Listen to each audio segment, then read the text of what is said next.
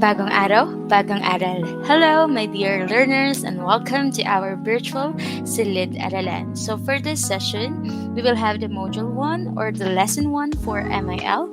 Take note that MIL stands for Media and Information Literacy. So, this is offered for grade 12 students, specifically here in our academy. So, I hope throughout this discussion, you will have a full grasp of what MIL stands for, and more than that, how is it applied in our day-to-day lives. So yeah, let's take this as easy as it is, but profound and relevant to your context. So yeah, without further ado, let's start module 1. Yeah, let's try to define first media and information literacy. In our module, we will talk more about it, but first, I think we have a full grasp of communication. Ano nga ba ang komunikasyon? So, communication, as we all know, yan ay pamamaraan ng pagbibigay or pangangalap ng impormasyon gamit ang pagsasalita o di kaya naman ay pagbabasa mula sa mga naisulat or nailathala. So, therefore, kailangan natin ng mga facts kapag tayo ay nakikipag-usap sa iba, right? So, in simple matters, it might be you telling your friends what happened to you, kumusta ka sa araw na to, and also when you meet strangers or even asked by other people. So, that's communication. Communication also serves as a connection, right? So, it is not just by talking, but in different terms. Other examples include sign language or writing. So, take note of that. May apat tayong uri ng komunikasyon. So, pakinote, we have verbal. Alright, when you speak of verbal, it means communicating by voice. Such what I'm trying to do right now. I'm talking. So, this is verbal. Okay? When you speak of non-verbal, it is through movements, gestures, facial expressions, and colors. So, makikita natin to no, sa for example, road signs or even trying to show your gesture to someone. Yeah, for example, gesture would be shaking your hands, right? Movements would be the movement of your eyebrows, right? Facial expressions would be frowning. Yeah, are you familiar with that? Frowning, kumbaga kapag ikaw ay galit or confused, you do it. So, somehow, medyo nagsasalubong yung ating kilay and we tend to be wondering, what seems to be the matter ng sinasabi ng ating kausap. So, that is what we call frowning. So, the next one is written communication. From the word itself, ito ay mga nakasulat. Okay? When you speak of visual, it means using pictures or ano pa mang bagay na maaari magrepresenta ng kung ano yung gusto nating ibigay na mensahe. Continuing, may iba diba mga factors or sa Filipino, diba, it is called as salik na nangmumula sa kapaligiran or the environment in which we are situated in. So it can affect communication. So for example, just like in news, it is timely changing, right? Nagbabago. Kaya nga 'di ba kapag ang isang balita lumipas na isang araw, maaring mapanis 'yan. So dapat as relevant as it may seem, mai-deliver agad. And also, kailangan suportado ng mga facts and also information. Okay? So dapat katotohanan. May lohika na pinagbabasihan. So next one, we have to take note of the word media. When you speak of media, it means communicating through chatting, right? That's one example. Distribution of information, and also it widens the range in just a short time. So yung mga long distance communication, di ba, napapadali dahil sa media. Yan, meron na tayong prevalence or existence, di ba, pag-iral ng mga TV networks, radios, na kung saan malaki yung naaabot niya na populasyon. So that's what we call media. Are we clear on that? Alright, great. Let's have the next one, which is information. When you speak of information, take note that it is the supply of communication. Therefore, it makes sharing with others our opinions more meaningful, mas makahulugan at may sense, right? Ang information then is what we talk about. Yeah, the content itself. Yun yung pwede nating mga keywords dyan. Right? So, even the mere thing that you inform your parents that you're going to come home late via phone call, yeah, danas na danas nito or chat, right? It is one example of giving information, right? Okay, so next, you see these two things, right? Media and information greatly affects communication in many ways, but it helps for a greater cause. We people find the best ways to reach our loved ones and any other people on that matter, for we want to make things easier and less of a hassle. Yeah, kaya nga ito, 'di ba, ay tinatawag din na innovating, yeah, innovasyon or pagpapadali, pagpapa-improve ng ating komunikasyon. So in this times, right, we are on the digital age. So sa ngayon, napapadali na talaga yung pagta-transfer. Yeah, just like what you're trying to do, right? In using social media right now, you can easily connect with other peoples across borders, di ba? Iba-ibang nationalities pa nga minsan yung mga nagiging friends or kausap nyo. Okay, great. Next, have the process of communication. This is discussed as well in oral communication. So we also have to take note here in MIL. All right, the process of communication. We always start with the sender. Yeah, ang sender, anong tatandaan? Sender is the encoder of the message. Okay, don't be confused. The encoder. Hence, ang proseso na ginagawa niya na pagbibigay na mensahe ay tinatawag na encoding. At ang pinapasa ay tinatawag natin na message or mensahe, the content itself. Okay? Ngayon, ang receiver, siya yung nakatatanggap. That's why ang role niya ay decoder. At ang proseso ng pag-analyze niya ng ipasang mensahe, di ba, ay tinatawag na decoding. Alright? And then, feedback is given. Yeah, feedback or tugon, right? Yun yung naibibigay afterwards. And also, the communication process, linear ba yan? One way lang ba yan?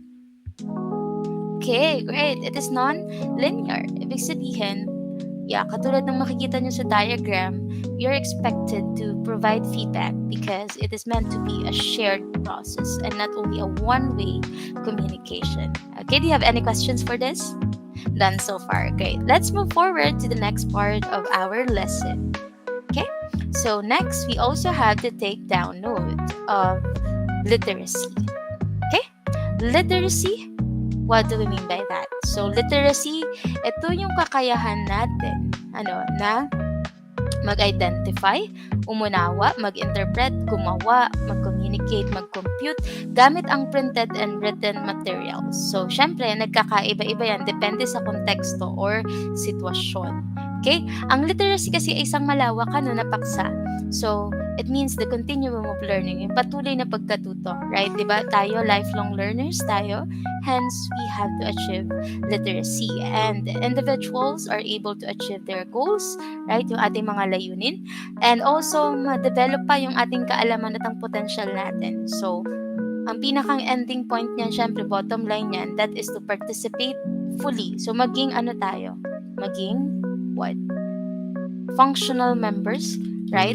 Of the society, because we have to progress in our individual lives and later on contribute something to our society. So that's what we call literacy. So take note of those key terms: identify, understand, interpret, create, communicate, and compute using printed and written materials. So katulad na makikita nyo sa diagram, that's how literacy is being encompassed. Yeah, next we have media.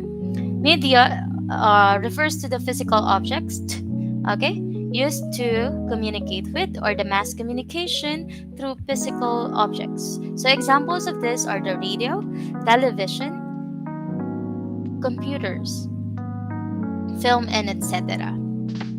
So anything that helps you na mag-send ng mensahe, it encompasses media. Okay, are we clear on that? Do you have internet at home? I presume majority of you. How about television? Great. Radio? Yes. And magazines? Yeah, for example, yes, magazines, right? FHM for the men and also for teens, di ba? Meron tayong Candy magazine. Yeah, yung mga may pina-follow ba ko yung mga favorite artists, may mga magazines, right? And newspapers, okay, mga dyaryo, can be tabloid or broadsheet, right? Okay. So next, do you have any questions about this? None so far. Let's move forward with media literacy. So when we speak of media literacy, ito yung kakayahan natin na mag-access, mag-analyze, evaluate, and of course, create media in a variety of forms. So it aims to empower citizens by providing with the competencies. When we speak of competencies, kaalaman at kakayahan na kinakailangan natin para, of course, makapag-engage tayo sa traditional and new technologies. So yung traditional, yun yung mga makina, di ba, manually, i-manipulate mo siya or simulate. And then the new technologies na meron tayo, just like phones and also televisions, right? Na kung saan, di ba, the rise of wearable technology, virtual reality, lahat yan kasama. So kapag tayo marunong tayo mag-access, mag-analisa, at also gumawa ng media, for example, creating a PowerPoint presentation, creating a video, a documentary about something, di ba, mostly ginagawa niyo sa mga subjects na create a short film about this topic, create a music video integrated to the lesson. So media literacy yan papasok. Okay? Yeah, next we have another term, and that is information. Okay? Take note that information is a broad term. Pag sinabi natin broad, malawak. It includes processing of data, knowledge, okay, derived from study, experience, instruction, signals, or symbols. Alright, anything that constitutes content, papasok siya sa information. So take note of that. Next, we have the term information literacy. When we speak of information literacy, from the word itself, information, kakayahan natin na mag-organisa, hindi lang mag-organisa kung hindi i-recognize or i-consider natin, sipatin natin yung mga impormasyon na ating nababasa or naririnig. So, we can locate, evaluate, and effectively communicate information in various formats, be it on a verbal or non-verbal setup. And that's what we can say about information literacy. And last but not the least, don't be confused with media and information literacy on a nutshell. Okay? So, in short, it is MIL, right? So, lahat ng mga mahalagang kasanayan at saka yung mga competencies na kinakailangan ng bawat individual na mag-engage sa media at sa iba't ibang uri ng impormasyon, kasama dyan yung pagiging mapanuri at pagkakaroon ng critical thinking. What else? Lifelong learning skills.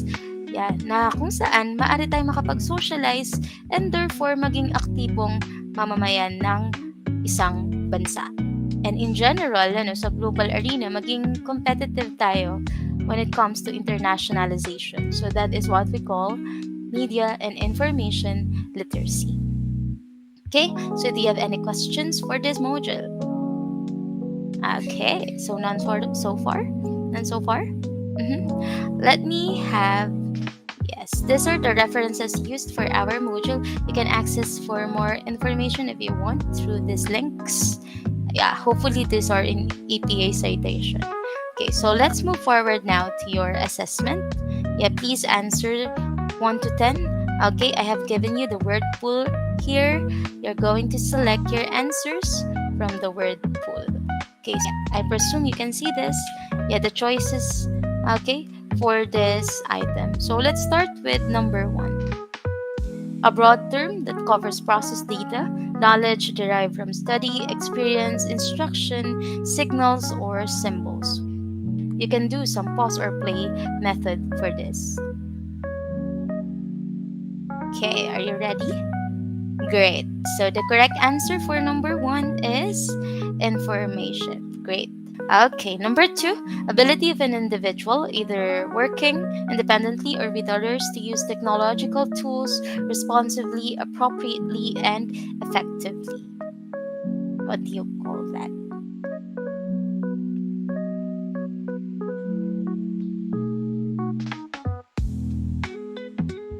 Okay, so let me check your answer for number 2. For number 2, that is great.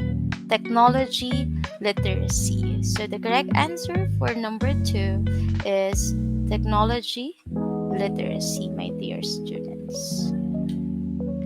How about number 3? It aims to empower citizens by providing them with the competencies, knowledge, and skills necessary to engage with traditional media and new technologies. What do you call that? Okay, great. The answer is media literacy. Okay.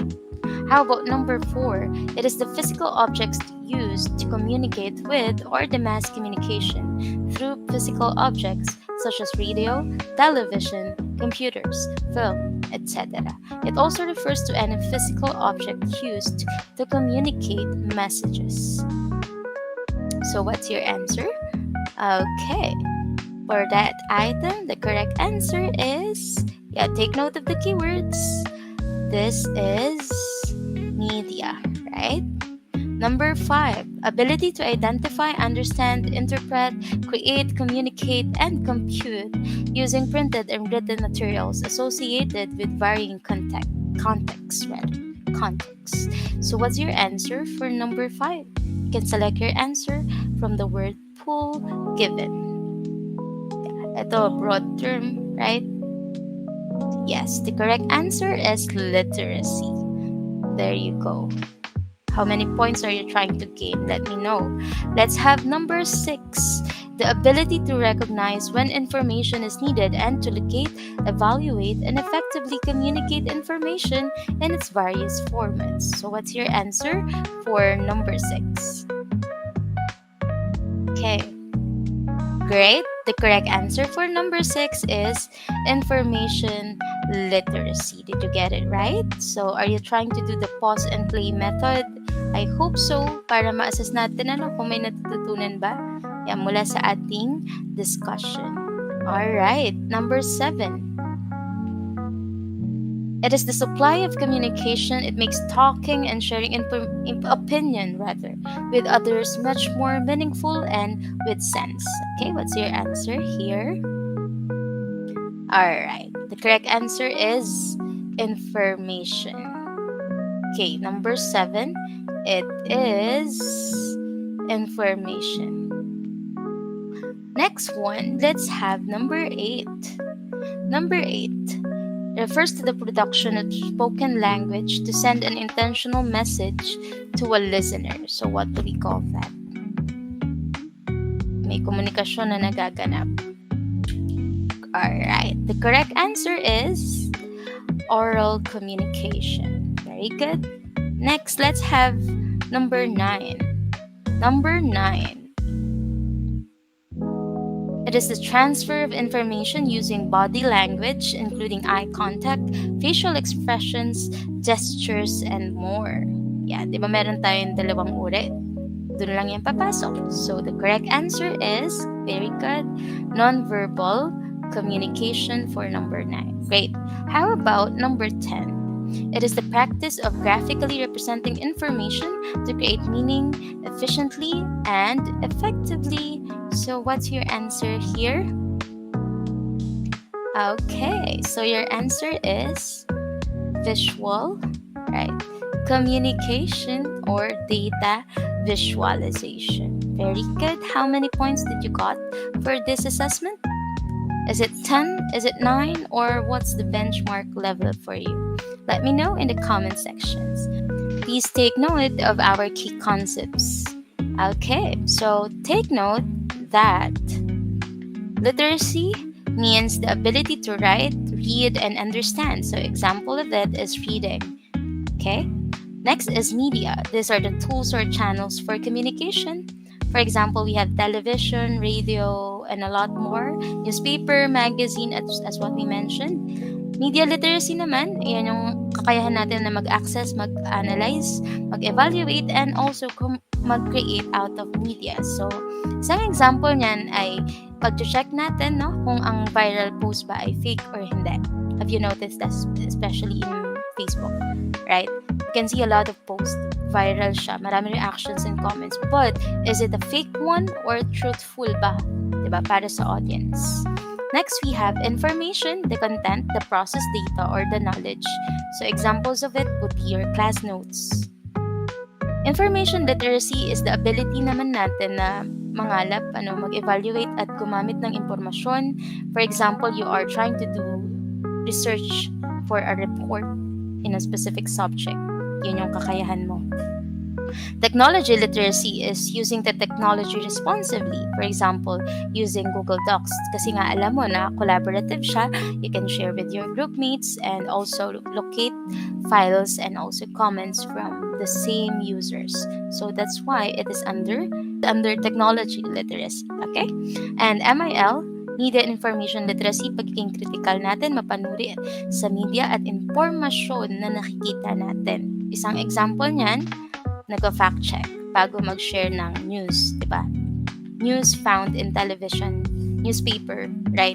Pasok siya sa media. But in a broader term, media and information literacy, kombinasyon siya ng information literacy and media literacy. So, pinagsama-sama na yung skills. And that one skill is fact-checking na sana ay nagagawa niyo, especially now, di ba? Sobrang rampant or prevalent, sobrang talamak yung mga fake news and also historical revisionism na nangyayari. So, you have to be as wise as possible, matalino. Okay?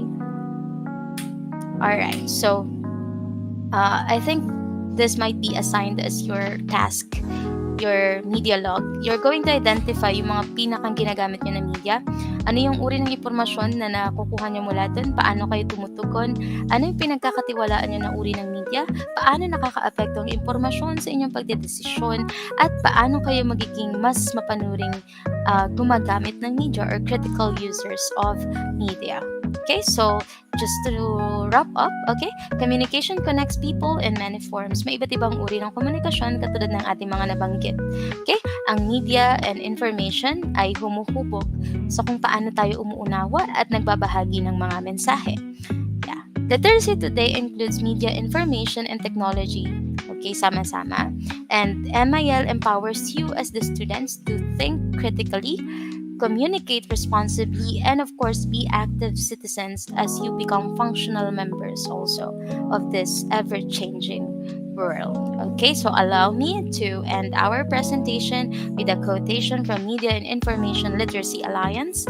It's more important than ever that we give young people the knowledge and skills to be able to challenge what they see online. So are you the type of learners or the young generation have the necessary knowledge and skills on what you are trying to see online? Tinitimbang mo ba yan? O ikaw lang ay basta-basta naniniwala? So, do not worry if you are wondering if fully educated ka ba about MIL, our subject will equip you, right? As you try to navigate the digital world. So once again, thank you for attending our class, and I hope you'll be more mindful of your actions online and offline. This is Miss B and Beyond. Thank you for joining our virtual Silid Aralan. See you next time and subscribe for more aral contents.